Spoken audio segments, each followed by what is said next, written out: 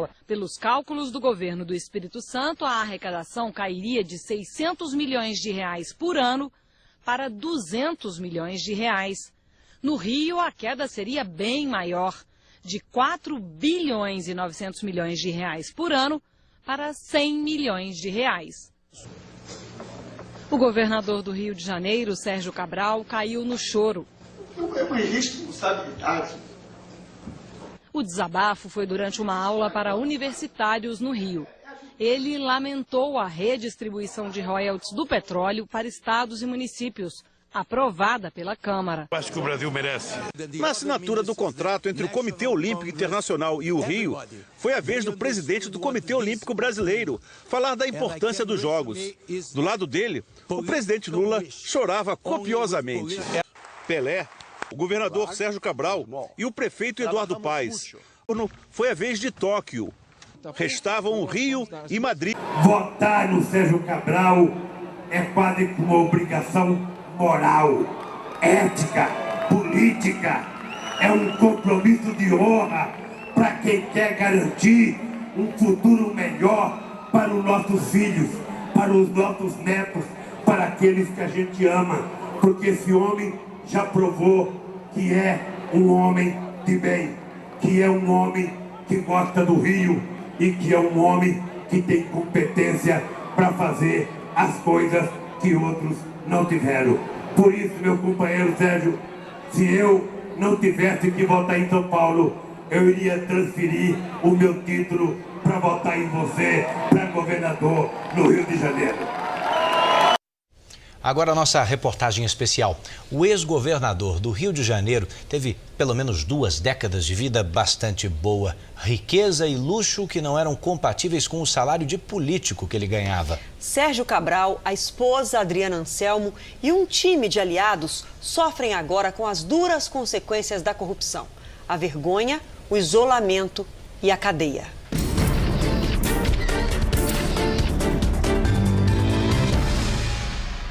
Valores que sempre foram amargos. Um jovem e confiante político fluminense. E é por isso que eu conto com você no dia 3 de outubro. Virou senador da República e governador do Rio.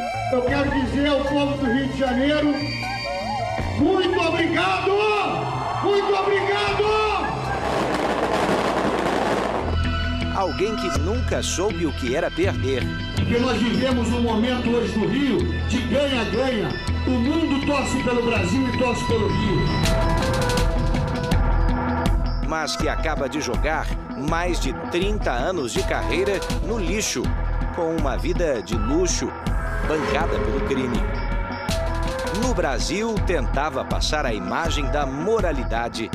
Mudamos o nosso estado. O Rio de Janeiro, depois de muitos anos de vergonha e abandono, tem agora a cabeça erguida e consegue olhar para frente. Mas em Paris, uma foto revelou o contrário. Na farra dos guardanapos, como ficou conhecida esta cena, Cabral comemorava os lucros das negociatas com dinheiro público. Neste jantar de aniversário, num restaurante exclusivo de Mônaco... Meu aniversário! O presente para Adriana Anselmo, mulher de Cabral, foi um anel de R$800 mil, pago pelo empreiteiro Fernando Cavendish, que aparece aqui marcando a data do casamento. Vamos fechar dia 7? Você é padrinho. O tempo fez esclarecer a verdade. Repare mais uma vez nas fotos, boa parte da turma está presa. Cabral, o ex-secretário de Saúde do Rio, Sérgio Cortes, e o Wilson Carlos, ex-secretário de Governo.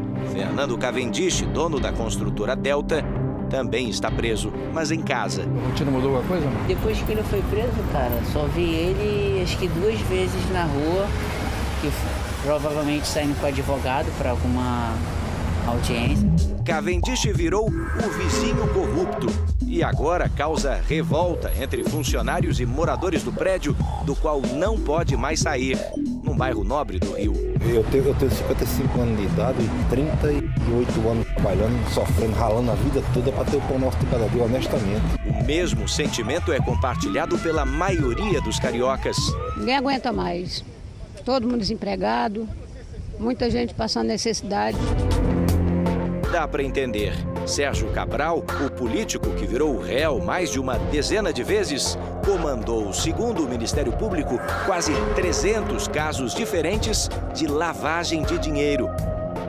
Com a compra de joias, com ingresso de recursos em empresas, houve cometimento de lavagem de dinheiro, remetendo recursos para o exterior. A vida de luxo de Sérgio Cabral como governador também não tinha limites. Mesmo os deslocamentos mais simples costumavam ser repletos de regalia. De casa para o trabalho, por exemplo, helicóptero.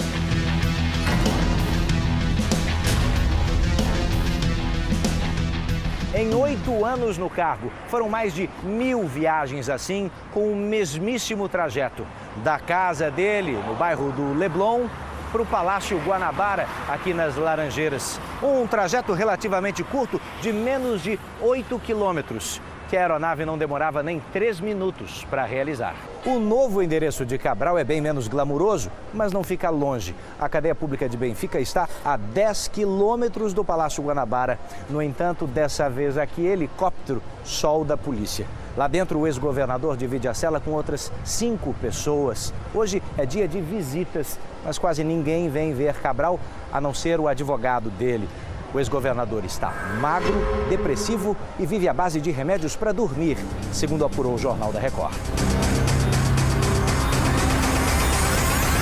Durante a revista, nós encontramos 28 comprimidos de remédio de uso controlado, antidepressivos, para ser mais específico.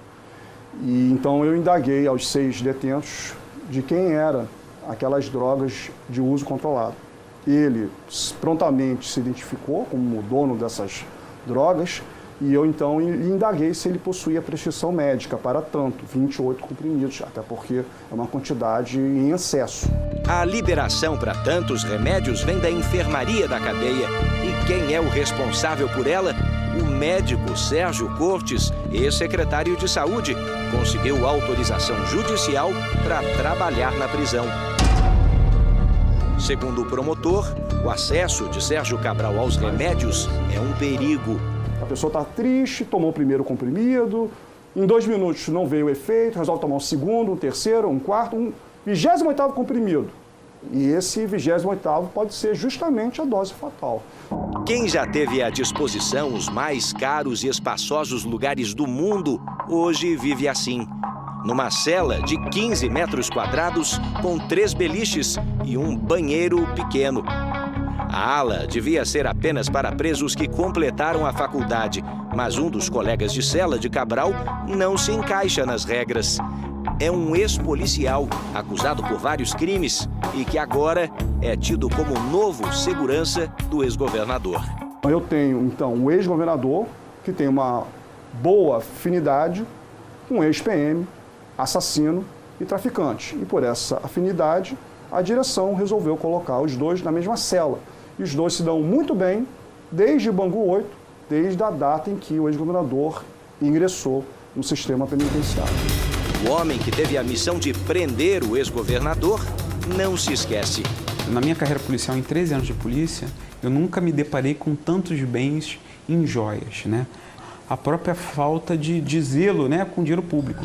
Dinheiro que sustentava regalias e conforto, como se vê nesse vídeo inédito.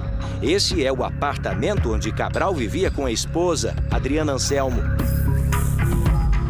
O relatório detalhado da Polícia Federal indica uma vasta coleção de obras de arte e joias, compradas sem nota fiscal, para lavar o dinheiro vivo das propinas.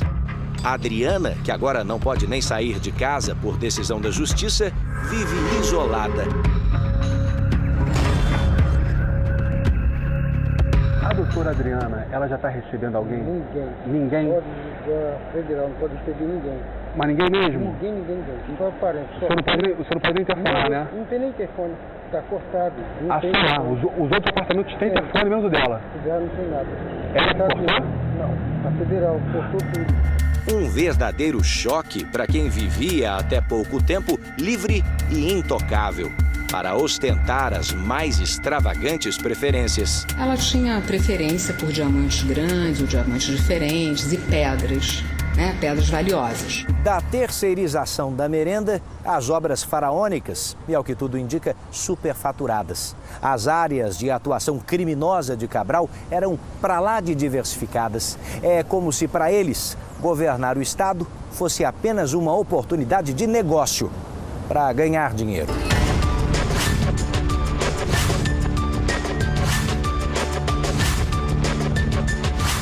A fim de diminuir o prejuízo, o juiz determinou o leilão dos bens de Cabral, uma lancha e carros de luxo. Além do principal xodó, uma mansão no litoral do estado, sede de festas e de encontros, para lá de suspeitos. O lance mínimo, R$6.400.000, para ser dono de 1.000 metros quadrados de área. Apenas alguns símbolos de uma riqueza roubada que já vão embora. Mas a ruína do ex-governador pode estar ainda no começo. Nesta sala, provas aguardam perícia. Há muitos outros crimes a comprovar e outros muitos milhões a devolver ao povo do Rio, num prejuízo que acaba de ser estimado em torno de R$1 bilhão. O Rio falido pode levar décadas para se recuperar dos saques arquitetados pelo ex-governador. Aqui se faz é que se paga. Mesmo que pareça o contrário, uma hora a corda arrebenta do lado forte também. A prisão dos envolvidos será sempre um lembrete de que a corrupção não compensa. Se antes dos crimes Cabral não pensou na população, ao menos podia ter se lembrado da própria mãe, que hoje vive o constrangimento de visitar o filho na cadeia. A senhora é a mãe Cabral? Mas não consigo conversar. Como é que a senhora tem vindo sempre? Como é que está o seu filho? Graças a Deus, muito bem. Olha isso não.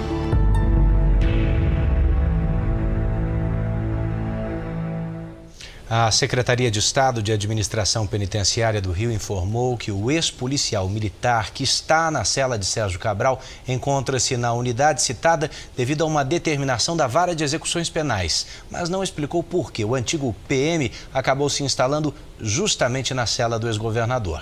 Procuradas hoje, as defesas de Sérgio Cabral e Wilson Carlos preferiram não fazer declarações. O advogado de Adriana Anselmo acredita que a condenação será analisada novamente pela Justiça com base nas provas e será reformulada.